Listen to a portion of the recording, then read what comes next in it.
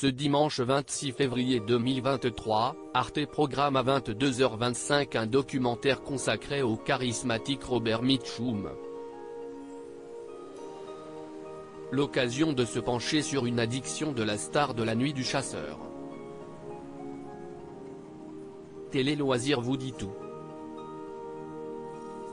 Les acteurs et l'alcool ? Une tradition qui ne date pas d'hier et qui, par-delà le plaisir que peut dispenser un verre, est susceptible de virer à la tragédie. Récemment, Brad Pitt, dont le look récent surprend, ou George Clooney, mais aussi Lindsay Lohan ou Courtney Love, ont reconnu avoir eu une addiction ou une dépendance à des boissons qui ne sont pas des jus de fruits.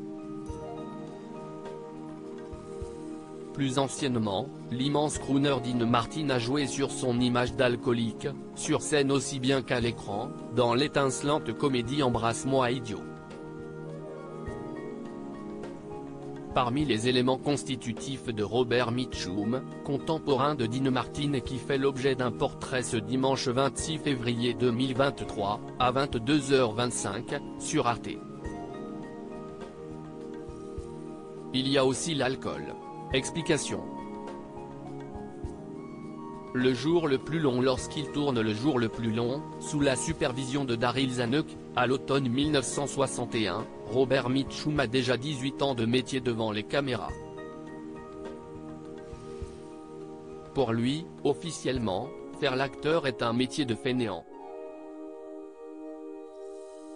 Je me suis dit que si le berger Almorin Tintin savait jouer la comédie, ce serait du gâteau pour moi, confiait-il souvent, avec ce côté pince sans rire à moitié endormi qui faisait son charme.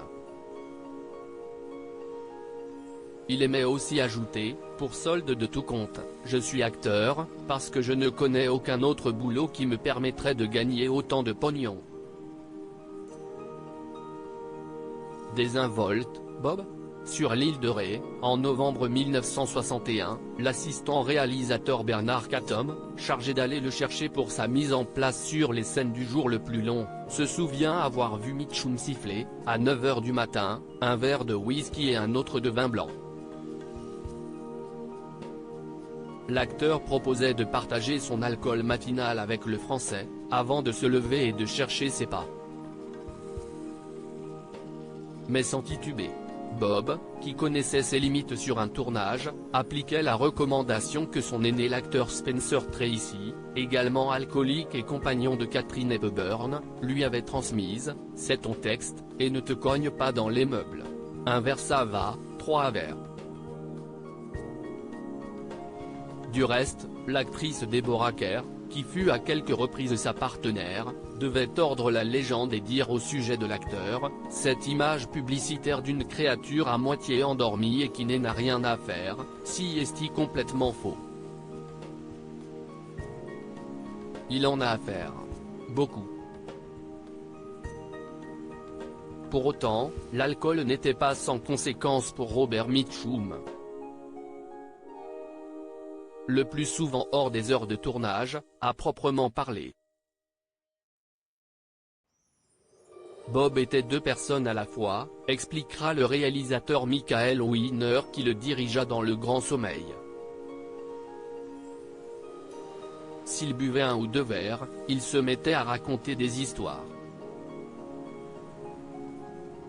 S'il buvait davantage, il pouvait se montrer bagarreur. Mais la plupart du temps, il était paisible. Avec Mitchum, comme souvent avec les artistes, il y a l'être humain. Et le personnage. À lire aussi Robert Mitchum, La fille de Ryan, Arte, il a fait de la prison à 2 reprises.